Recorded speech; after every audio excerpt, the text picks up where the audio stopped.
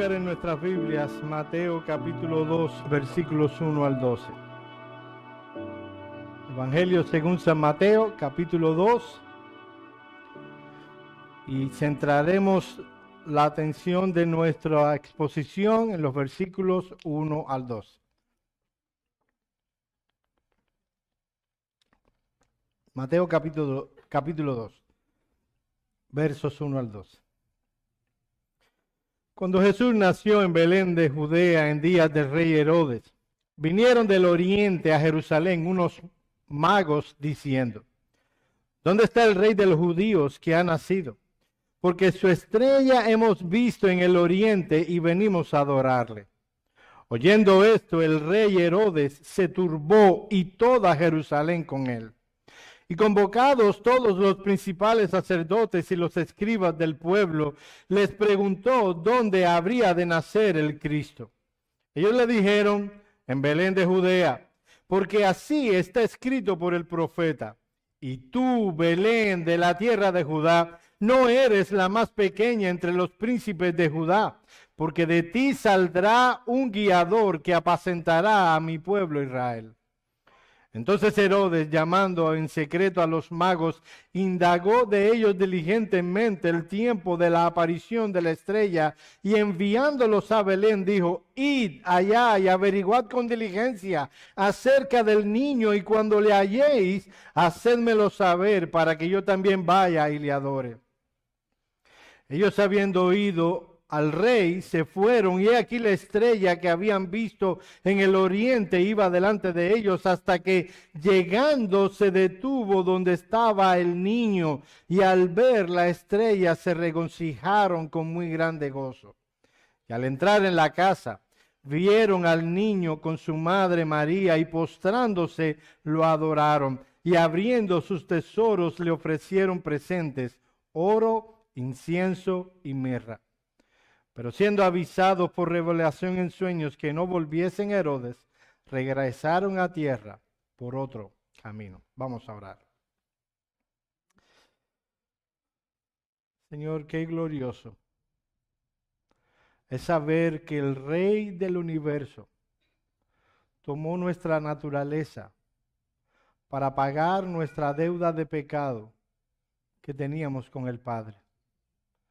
Señor, ayúdanos que por tu Espíritu Santo nuestros corazones queden impactados por tal maravilloso hecho.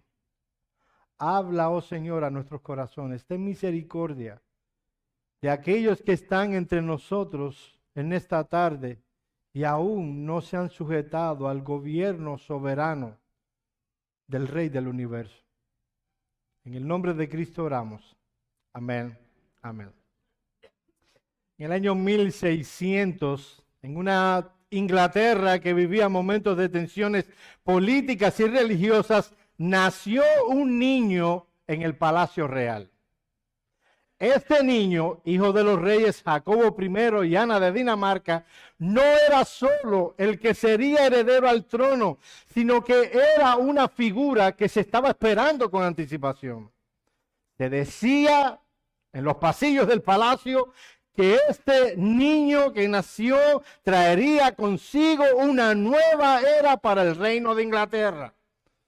Sin embargo, lo que más destacó el día que este hombre nació fue un curioso incidente.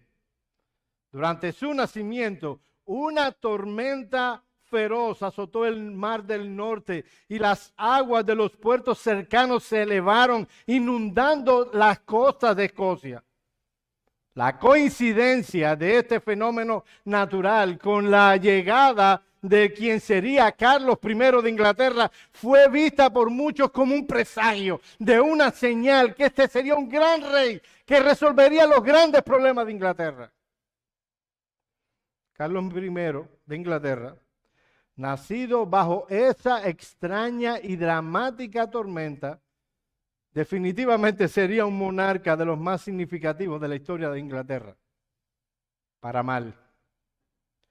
Tuvo un fuerte enfrentamiento con el puritanismo inglés, que era el Parlamento, y el 30 de noviembre del 1649, ese niño ya siendo un hombre, que de él se esperaban grandes cosas, un reino que no tendría fin, que resolvería los problemas de Inglaterra, se le fue cortada la cabeza. En el palacio de Whitehall, en Londres, el rey Carlos I perdió la cabeza, literalmente. La realidad histórica es que Carlos I de Inglaterra no pudo cumplir en lo más mínimo los vaticinios que se habían hecho en cuanto a la prosperidad, desarrollo y avance del país en donde reinaría. Lo que trajo más bien fue muerte y guerra. Todo esto contrasta con el texto que estaremos considerando en esta tarde. El texto que estaremos considerando en esta tarde nos habla de un rey muy diferente al de Carlos I de Inglaterra. Un rey que fue prometido, el pastor Daniel lo habló en la semana pasada, y se cumplió lo que él prometió. El rey del que estaremos hablando en nuestra exposición no solo es sorprendente en cuanto a lo que este rey ha logrado, logra y logrará. Este rey del que se estará hablando es mayor que todos los reyes que han habido, hay y habrá en este mundo. Es muy diferente al rey Carlos I y muy diferente a cualquier otro rey. Estamos hablando del rey Jesús. No estoy hablando de la iglesia esa. Estoy hablando del rey Jesús. Como decía el pastor Daniel la semana pasada, Cristo fue tanto el cumplimiento como el cumplidor de lo que se había profetizado en el pasado. Cada rey en la historia ha venido con grandes expectativas, las cuales en la mayoría de los casos no han podido ser cumplidas. Cada rey en la historia ha subido al trono con grandes expectativas en cuanto a su gobierno, con el deseo de dejar un gran legado. La mayoría de ellos no pudieron cumplirlos, pero el rey del que estaremos hablando en esta tarde, él ha cumplido, él siempre cumple todo lo que promete y todo lo que se espera de él, que ha sido profetizado en la Escritura, él lo ha cumplido. Quiero cerrar la introducción del sermón haciéndote una pregunta. ¿Qué buscas tú en Cristo? Es posible que algunos de los que están aquí en esta tarde puedan responder a esta pregunta con la triste respuesta: ni siquiera busco de Él. Déjame hacerte otra pregunta. ¿Tú buscas a Cristo? Dios hace un llamado a todos los hombres en todo lugar a que se arrepientan y busquen al Rey de Reyes y Señor de Señores, ese todopoderoso Rey que hace todo cuanto Él desea. Amós 5:4. Buscadme y viviréis. Versículo 6 del mismo capítulo. Buscad a Jehová y vivid. Versículos 8 al 9. Buscad al que hace la Pléyades y el Orión y vuelve las tinieblas en mañana y hace oscurecer el día como noche, el que llama las aguas del mar y las derrama sobre la faz de la tierra. Jehová es su nombre, que da esfuerzo al despojador sobre fuerte y hace que el despojador venga sobre la fortaleza. Isaías 55, 6 y 7 te llama a ti a buscar al Rey. Buscad a Jehová mientras pueda ser hallado. Llamadle en tanto que está cercano. Deje el impío su camino y el hombre inicuo sus pensamientos y vuélvase a Jehová, el cual tendrá de él misericordia, y al Dios nuestro, el cual será amplio en perdonar. La historia que de la que estaremos hablando en esta tarde habla de hombres que vinieron buscando al Señor Jesucristo. Habla de un grupo de magos que vinieron de un lugar lejano, no a buscar un niño, a buscar al Rey de los judíos. Mi tesis en esta tarde es la siguiente: Jesucristo, el Verbo encarnado, la segunda persona de la Trinidad, el Rey de Reyes y Señor de Señores, merece que tú y yo le busquemos. Noten los calificativos que hice sobre Jesús. Generalmente en estos tiempos se sobreenfatiza en un bebé, en un niño, en pañales, cuando el énfasis de las Escrituras está en que ese que estaba allí es el Verbo de Dios, es el Rey de Reyes y Señor de Señores, es el soberano de todo el universo. Soberano que debe ser buscado. Repito, el texto que estaremos considerando en esta tarde no procura hacer una descripción del nacimiento de Jesús, sino la manera en que los hombres le reciben. Dos ejemplos son presentados en nuestra consideración. Está por un lado el rey Herodes, que buscaba a Jesús, y por el otro está el de unos magos que buscaban a Jesús. Esos dos ejemplos representan la manera en que muchos hoy buscan a Jesús. ¿Tú estás buscando a Jesús? ¿Qué buscas de Él? Ahora, ¿qué aprendemos de nuestro texto, mis amados hermanos? Si Jesucristo es el Verbo encarnado de Dios, la segunda persona de la Trinidad, el Rey de los judíos, entonces Él merece que tú y yo le busquemos sacrificialmente. Miren lo que dicen los versículos 1 al 3. Cuando Jesús nació en Belén de Judea en días de rey Herodes, vinieron del oriente a Jerusalén unos magos diciendo: ¿dónde está el rey de los judíos que ha nacido? Porque su estrella hemos visto en el oriente y venimos a adorarle. Oyendo esto, el rey Herodes se turbó y toda Jerusalén con él, y convocados todos los principales sacerdotes y los escribas del pueblo, les preguntó: ¿dónde debía nacer el Cristo? Ellos le dijeron: en Belén de Judea, porque así está escrito por el profeta: y tú, Belén de la tierra de Judá, no eres la más pequeña entre los príncipes de Judá, porque de ti saldrá un guiador que apacentará a mi pueblo Israel. El evangelista Mateo comienza el versículo 1 del capítulo 2 situándonos en el contexto histórico en el que el rey nació. Nos dice que nació en días del rey de Herodes. En otras palabras, fue durante el gobierno del rey Herodes que Jesús nació.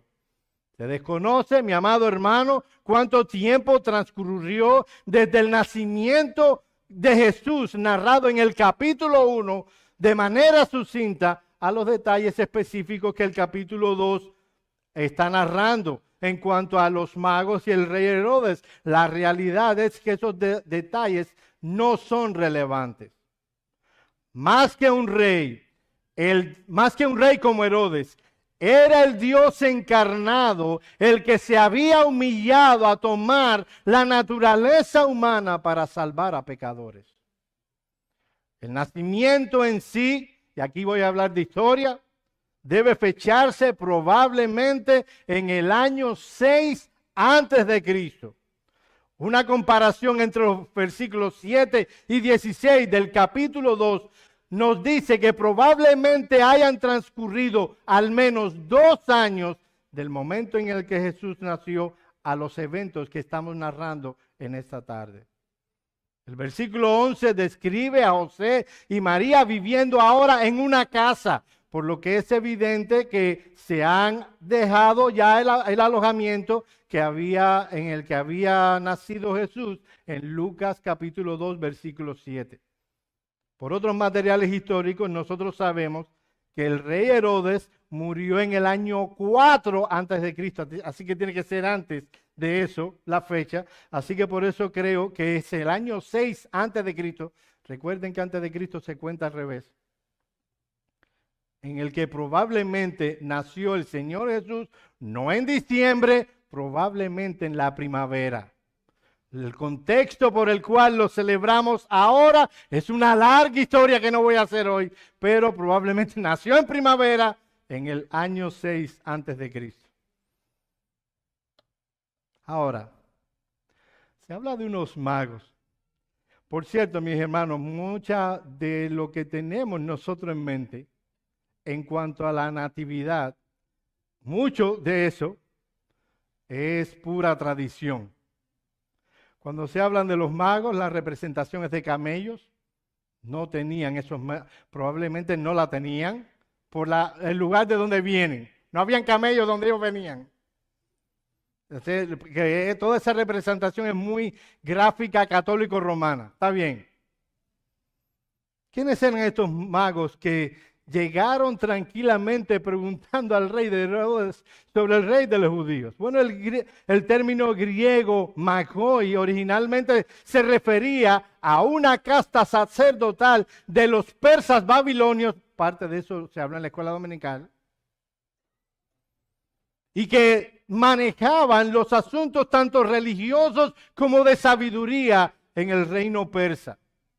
En Hechos capítulo 13, versículo 6, se utiliza esta palabra para hablar de un hechicero, pero no es el sentido que está trayendo aquí el evangelista. Para ya ir quitando más cosas de nuestra imaginaría, no sé si lo dije bien, popular, no se sabe cuántos magos eran. Tampoco se llamaban Gaspar, Melchor y Baltasar. Los hechos de la historia indican que probablemente eran sacerdotes que estudiaban la astrología y la astronomía. De ahí que religiosamente hablando eran paganos. Dios en su misericordia movió a este grupo de paganos. Oigan, ¿por qué estoy diciendo que nuestra búsqueda debe ser sacrificial? Y aunque probablemente tenían cierta información sobre el Mesías, practicaban una religión pagana. Dios los movió para que hicieran un largo viaje de lo que era el imperio persa a Jerusalén, a buscar un rey que no era el suyo. Miren los versículos 1 y 2 nuevamente. Cuando Jesús nació en Belén de Judea, en días de rey Herodes, vinieron del oriente a Jerusalén unos magos diciendo: ¿dónde está el rey de los judíos que ha nacido? Porque su estrella hemos visto en el oriente y venimos a adorarle.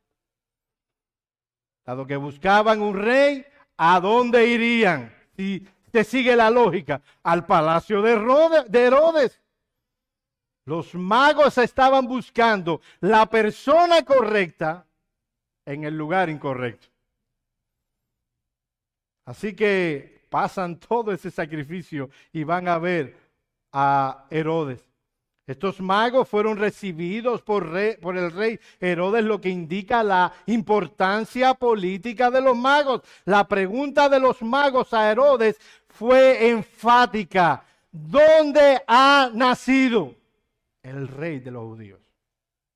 La construcción gramatical deja claro que preguntan sobre quién es el niño y el derecho legítimo al trono de Israel en virtud de su nacimiento.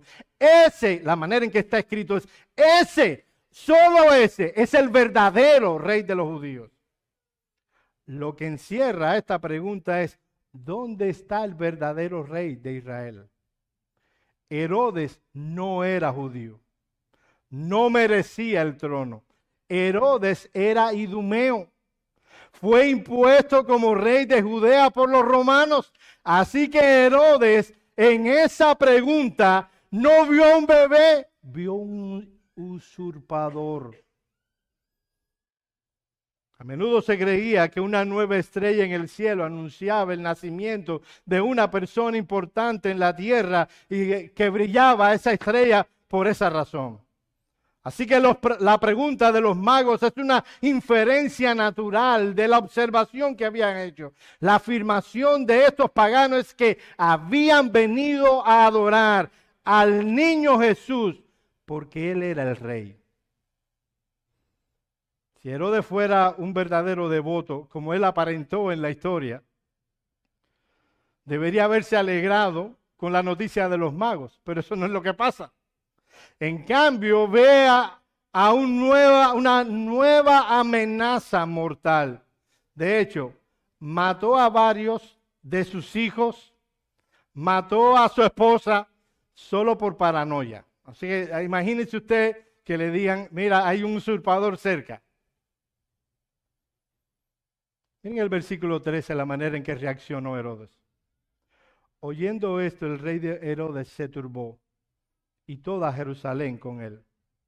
Mis amados hermanos, turbado es una traducción débil para la palabra griega, para la reacción de este hombre. Significa la palabra griega disgustarse enormemente, conmocionarse, molestarse grandemente. Se usaba en griego principalmente en el sentido físico para indicar temblor completo. Ese hombre se espantó. Cuando Mateo utiliza la expresión toda Jerusalén, probablemente se refiere a los líderes políticos y religiosos de Israel que dominaban la ciudad, muchos de los cuales habían sido establecidos por Herodes. Si Herodes caía, ellos también. Por eso todos se espantaron. Herodes llama a los especialistas de las Escrituras. Ellos tenían información de primera mano acerca de la procedencia del Mesías. Versículo 4.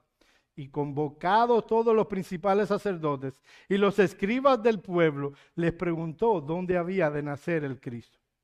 El versículo 4 se refiere a los dos grupos principales de líderes religiosos en Israel. Los jefes de los sacerdotes encabezaban las 24 órdenes principales de sacerdotes que vivían en la ciudad y en sus alrededores. Los escribas, por su parte, habían heredado la antigua profesión de escribir, de copiar las escrituras y habían evolucionado ya para este contexto en grandes maestros capacitados de la ley de Dios.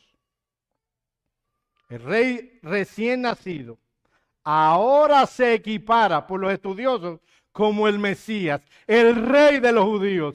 Se unen sin duda en la mente de estos hombres al gran personaje de la historia que han estado esperando, el Mesías.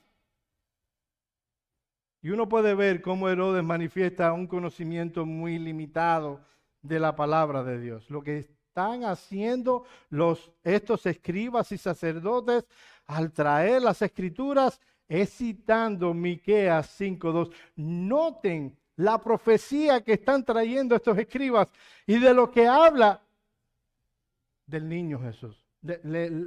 Este texto le echa a perder todas las obras dramáticas que están haciendo ahora. Miren cómo dice la profecía. Pero tú, Belén Efrata, pequeña para estar entre las familias de Judá, de ti saldrá el Adonai, el Señor de Israel, y su salida desde el principio, desde los días de la eternidad. Belén era una pequeña ciudad a 8 kilómetros de Jerusalén, una ciudad insignificante que no tenía trascendencia. Y allí nacería el Señor, el dueño de todo el universo, el dueño de todas las personas de quien escribían los profetas en el Antiguo Testamento. Aquel que tiene los días en la eternidad, que no ha visto un día en el que Él no existiera. Él puede ser escondido, Él está escondido en toda la eternidad pasada y sus días seguirán en la próxima eternidad. La cita de Mateo no solo responde a la pregunta que los magos le hicieron a Herodes en cuanto a su lugar de nacimiento. Estaba hablando de la naturaleza del Mesías, aquel eterno Dios que gobierna todas las cosas. Es a ese a quien esos magos vinieron buscando, que dejaron sus casas, sus lugares donde vivían, para conocer a ese que sería el Señor de Israel. Se presenta en nuestro texto, en el texto de Miqueas, como un pastor que gobierna y alimenta a su pueblo. Un pastor que está encima, que protege, que cuida, no un pastor cualquiera. Es del pastor del que habla David en el Salmo 23. Jehová es mi pastor, nada me faltará. Es a ese pastor y rey a quien habían venido a buscar los magos. Mi hermano, nosotros ahora tomamos un avión y nos movemos cientos de kilómetros y no pasa nada. En aquel entonces ellos dejaron todo cuanto tenían, el lugar para ir a ver al rey. Déjeme hablar de un elemento circunstancial, pero marcadamente visible en la historia, y tiene que ver con la estrella que venían siguiendo los magos. Esto no es una confirmación de la astrología, que es una religión pagana. El horóscopo no empezó con Walter Mercado, y es paganismo al más alto nivel. Me preocuparía si alguien sabe qué signo zodiacal es. Yo sé que algunos venimos de un mundo pagano. Entiendo si lo sabes. La estrella fue una manifestación sobrenatural. Un signo que Dios envió específicamente para guiar a los magos hacia el lugar del nacimiento de Jesús. Cuánta compasión y misericordia. A pobres, pecadores, paganos que adoraban a otras cosas, Dios en su gracia y en su misericordia hace una estrella, algo que esparce luz para guiar a esos paganos a Jesús. Esta interpretación subraya la acción directa de Dios en la historia para cumplir su plan de salvación. El punto del pasaje es el siguiente.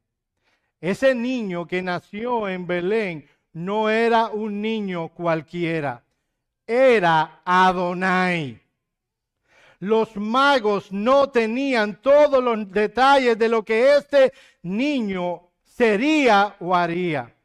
Aún así, estuvieron dispuestos a dar un gran viaje para conocer a Jesús. Es muy difícil, atiendan acá, que entre nosotros haya alguien que tenga menos información acerca de Jesús que estos magos.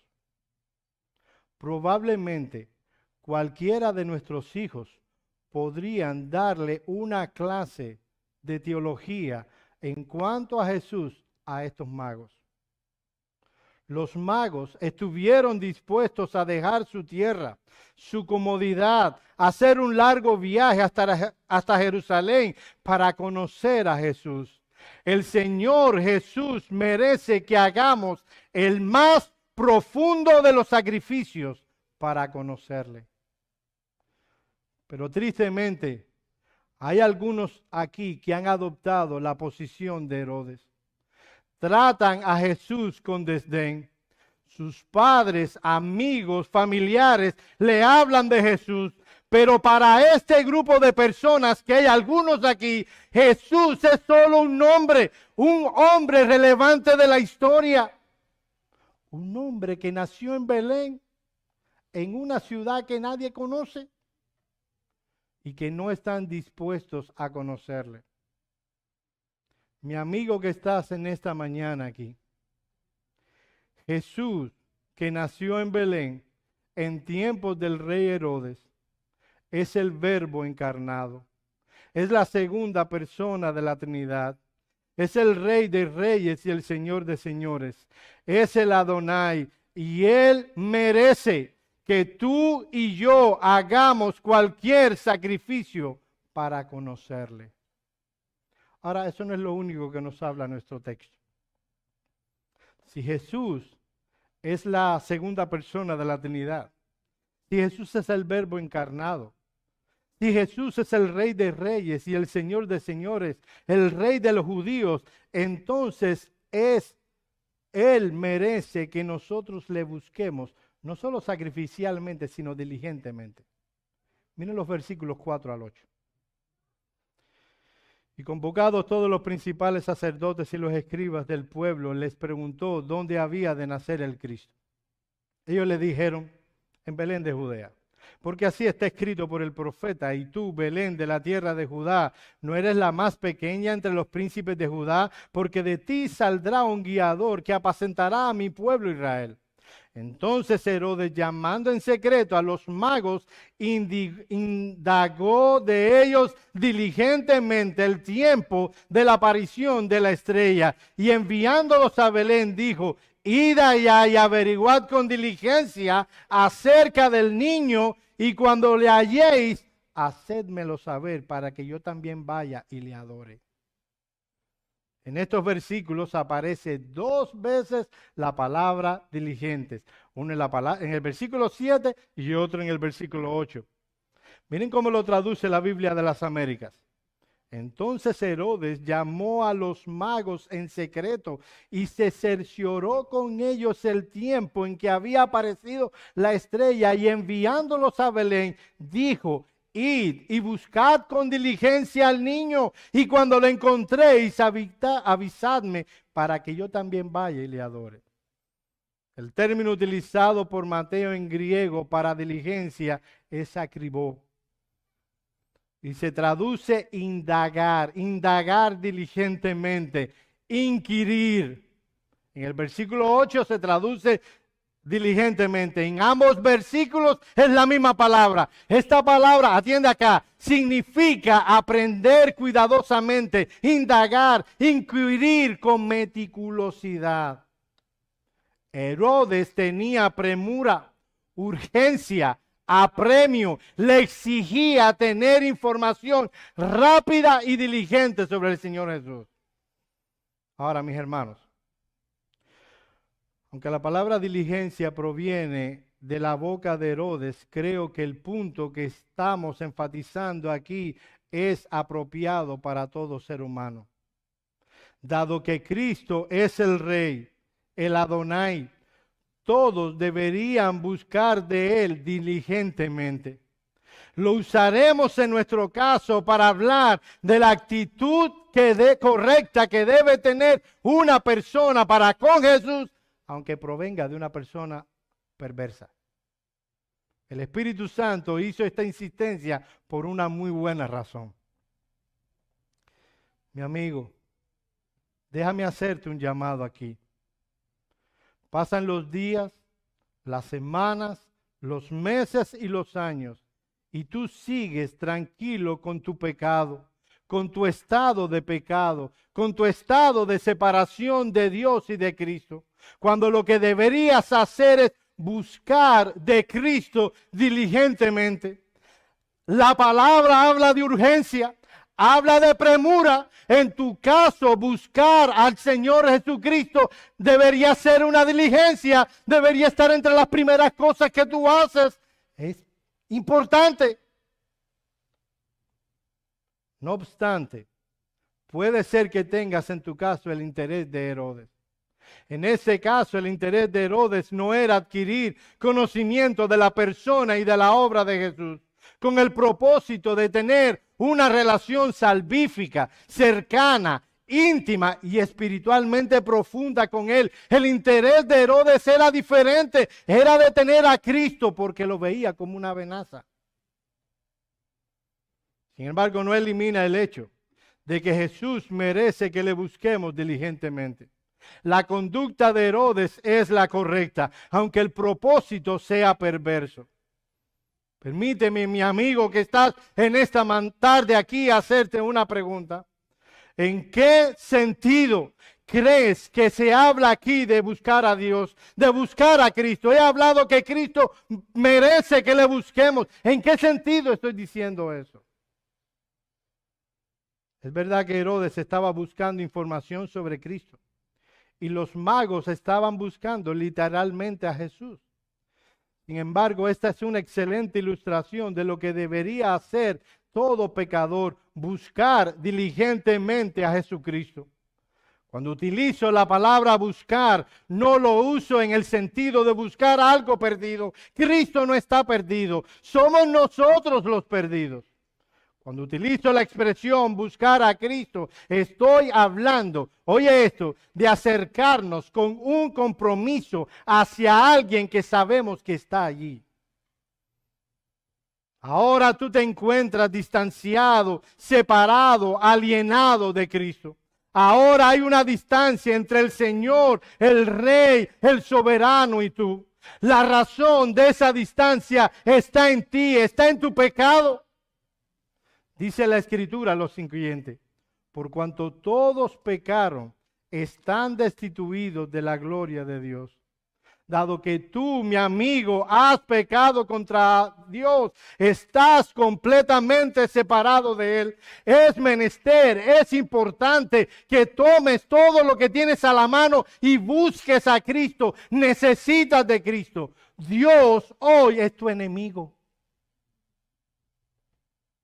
Utilizamos la palabra buscar en el mismo sentido que una persona que se encuentra ahogándose en un gran río, con un cauce rápido, en una corriente fuerte, o que se encuentra en arenas movedizas, busca desesperadamente una rama donde agarrarse para salvarse. Es en ese sentido que estamos hablando.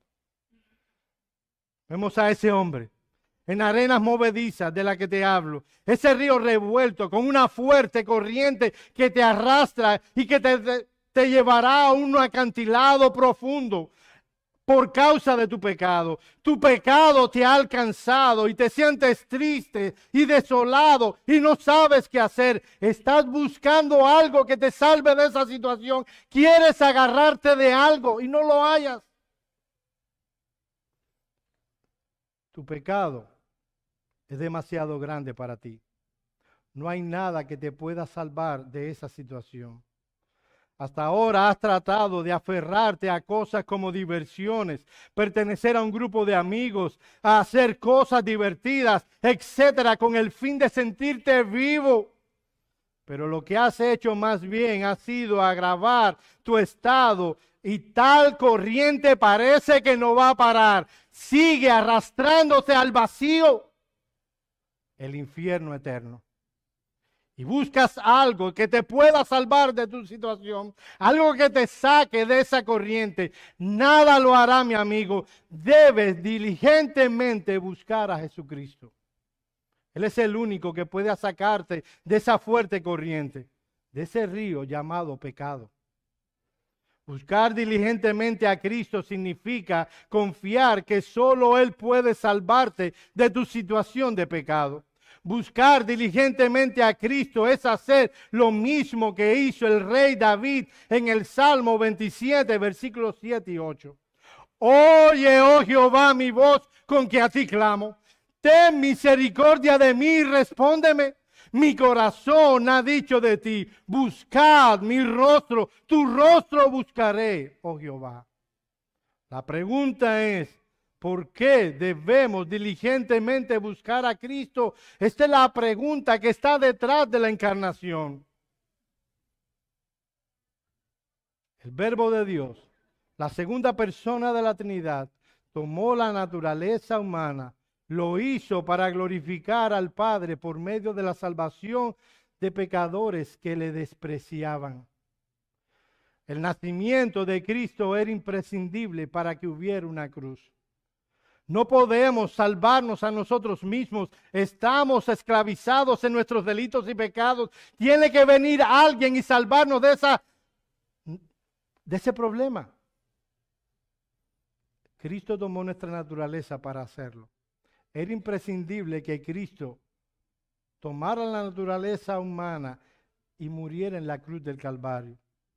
Es por eso que Mateo 16, 21 dice: desde entonces Jesús comenzó a declarar a sus discípulos que le era necesario ir a Jerusalén y padecer mucho de los ancianos, de los principales sacerdotes y de los escribas, y ser muerto y resucitar al tercer día. Es por eso que dice Juan en Juan 3, 14 y 15, y como Moisés levantó la serpiente en el desierto, así es necesario que el Hijo del Hombre sea levantado para que todo aquel que en él cree no se pierda, mas tenga vida eterna. Es por eso que Pablo dice en Romanos 5, 6 al 8, porque Cristo, cuando aún éramos débiles, a su tiempo murió por los impíos. Ciertamente apenas morirá alguno por un justo. Con todo pudiera ser que alguno osara morir por el bueno. Pero Dios muestra su amor para con nosotros en que, siendo aún pecadores, Cristo murió por nosotros. Nuestro texto nos enseña que Cristo merece que le busquemos diligentemente para ser salvados por Él, porque si no encontramos a Jesús, la condenación eterna es nuestro futuro. Todos esperamos grandes cosas del futuro. Si cambia el presidente, si puedo tener un buen trabajo, si puedo buscar un ascenso, si puedo tener hijos, si puedo hacer esto o aquello, irme de vacaciones, viajar por el mundo. Todas esas cosas se pueden hacer y aún así estar en la misma situación de vaciedad y de miseria, porque no se tiene lo más importante, no se tiene a Cristo. Mi amigo, nuestro texto indica que Cristo merece que le busquemos diligentemente. Tal vez tú ves a otros aquí en la iglesia y tú dices, es que yo no soy tan religioso como ellos. No es asunto de ser más religioso o menos religioso. El asunto es, ¿tú tienes a Cristo? Ahora, nuestro texto nos dice una última cosa. Si Cristo es el Verbo encarnado, la segunda persona de la Trinidad, el Rey de los judíos, entonces Él merece una búsqueda fervorosa. No solo una búsqueda sacrificial, no solo una búsqueda diligente, Él merece una búsqueda fervorosa. Miren el versículo 2 y luego el 11. ¿Dónde está el Rey de los judíos que ha nacido? Porque su estrella hemos visto en el oriente y venimos a adorarle.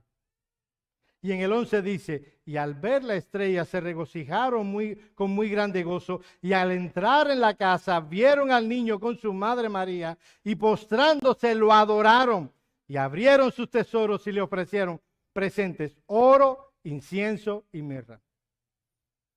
La palabra que utiliza Mateo para hablar de adoración, tanto en el versículo 2 como en el versículo 11, es la palabra más utilizada en todo el Nuevo Testamento para hablar de la adoración que una persona debe rendir a Dios.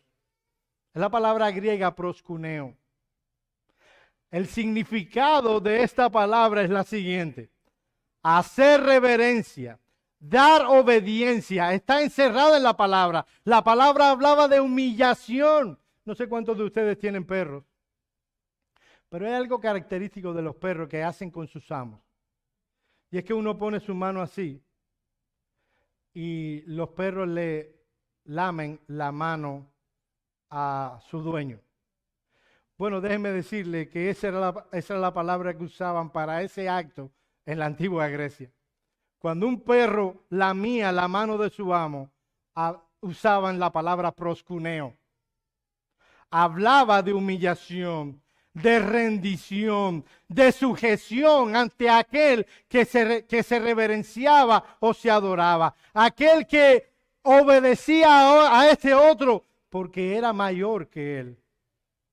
Mis amados hermanos, esto es lo que merece Cristo de todo ser humano.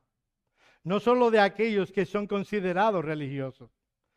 Este de quien se está hablando en nuestro texto es el Rey del universo. Él merece rendición, sujeción, reverencia servil. Es lo que está detrás de la palabra proskuneo. Los magos tuvieron cierta ventaja ante nosotros. Ellos vieron al Señor Jesús allí. Así que la intensidad de la experiencia real, física e inmediata no puede ser discutida. Nosotros hemos de vivir lo que dice la Escritura por la fe. Ellos lo vieron por la vista. Pero por otro lado, nosotros tenemos una ventaja que los magos no tienen, no tuvieron. Comprender la revelación de la palabra de Dios. Ellos no pudieron ver la cruz del Calvario.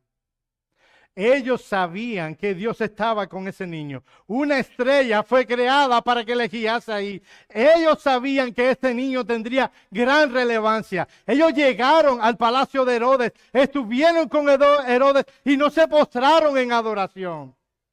¿Notaron eso? Probablemente hicieron la reverencia acordada, la que se debía hacer ante un rey, pero cuando estos magos llegan ante ese niño, tienen que caer postrados en adoración. Ellos habían visto la mano de Dios y sabían que el niño gozaba de una posición privilegiada. Por tanto, es muy probable que ellos intuyeran que Dios estaba con él de una manera especial y que lo más lógico era la adoración.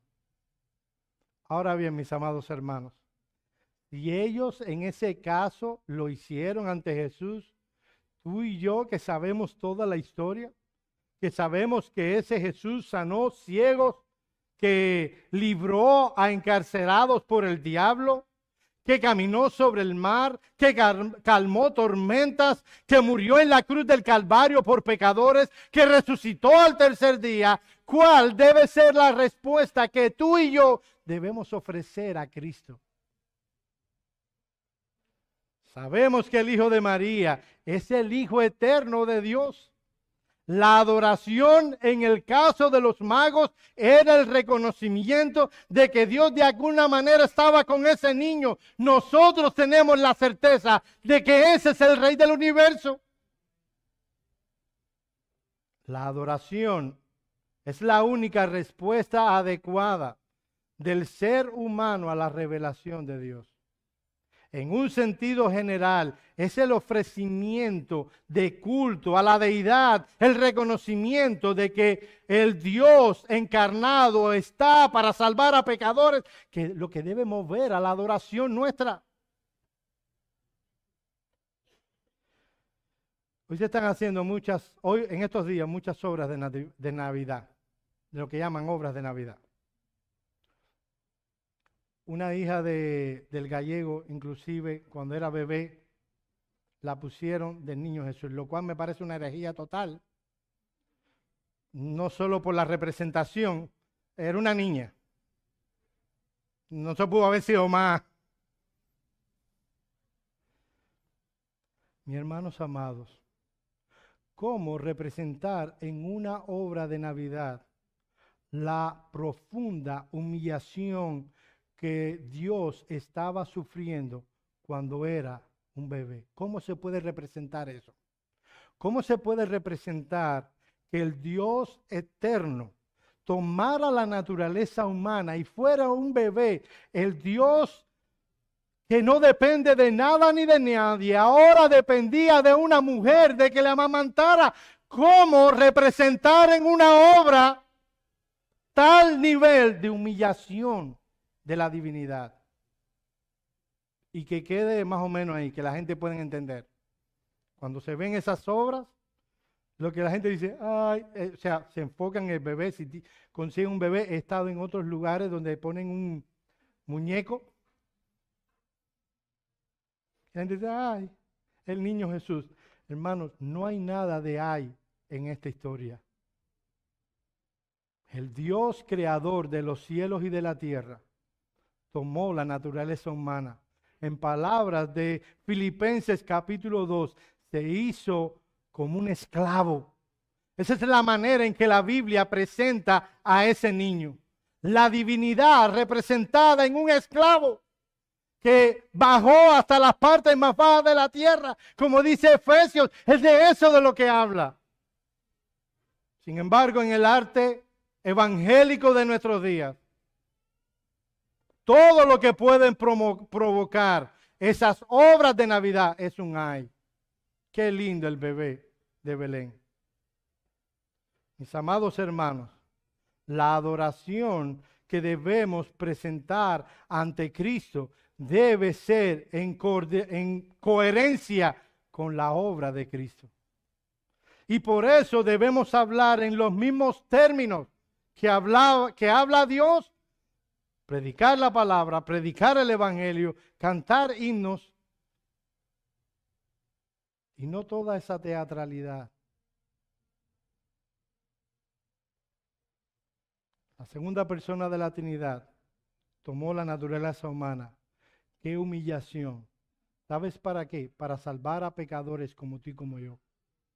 Que no pudiéramos ser salvados de otra manera, sino a través y únicamente por eso, por la obra del Señor Jesucristo.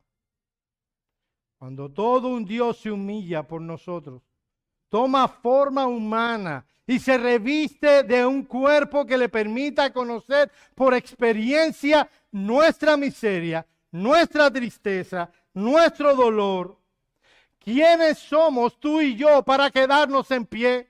Deberíamos postrarnos ante Cristo en adoración. Aquel que tiene la divinidad, que es Dios, vino a sufrir nuestra experiencia humana. Por amor a nosotros, el Señor del universo se hizo un niño. El creador de todo se hizo un siervo. El rico se hizo pobre. Bien entendido, ante una realidad como esta, no hay otra reacción posible sino postrarnos en adoración. Muchas personas celebran la Navidad sin la menor intención de entrar en la casa de Jesús.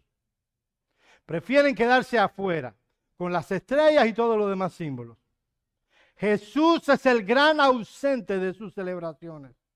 Piensan en sus familiares y amigos, en las cenas, en los regalos que van a ir y venir, pero se olvidan de Jesús. Y así se pierden lo mejor de las fiestas. Porque lo más hermoso de la Navidad consiste en que nuestro gozo vaya más allá y se convierta en un amor fervoroso y agradecido por la obra de Cristo en la cruz del Calvario.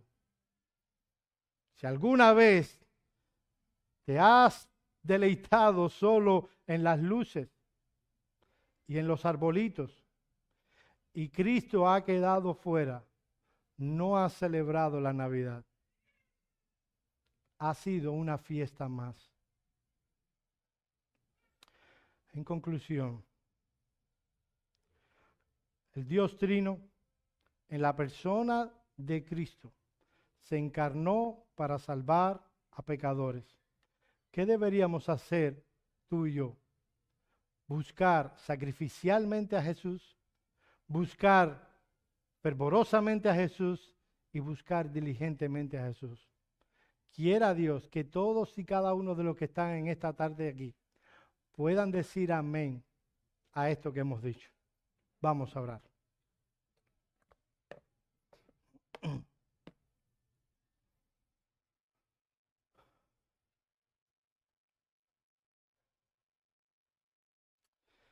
Señor, te damos gracias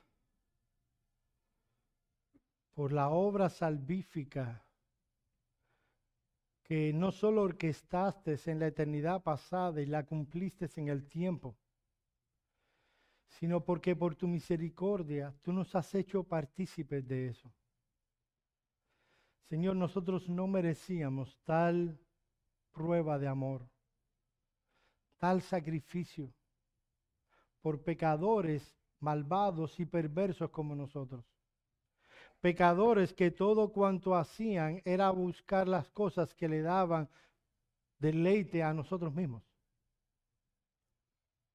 Señor, ayúdanos a no escatimar sacrificio alguno por el nombre de Cristo. Señor, concédenos el buscarte diligentemente y concédenos en tu gracia que en nuestro corazón haya una real adoración hacia ti. Te pedimos, oh Señor, que tú obres en el corazón de aquellos que nos visitan o no te tienen todavía como su soberano. Ten misericordia de ellos.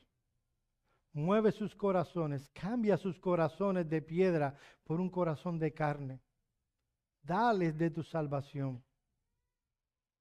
Concédenos, oh Señor, que en este tiempo, cada uno de los que estamos aquí, miremos más allá de las luces, de las fiestas, las comidas y los regalos, y que puedan mantener sus ojos siempre y solo en ti. En el nombre de Cristo oramos. Amén.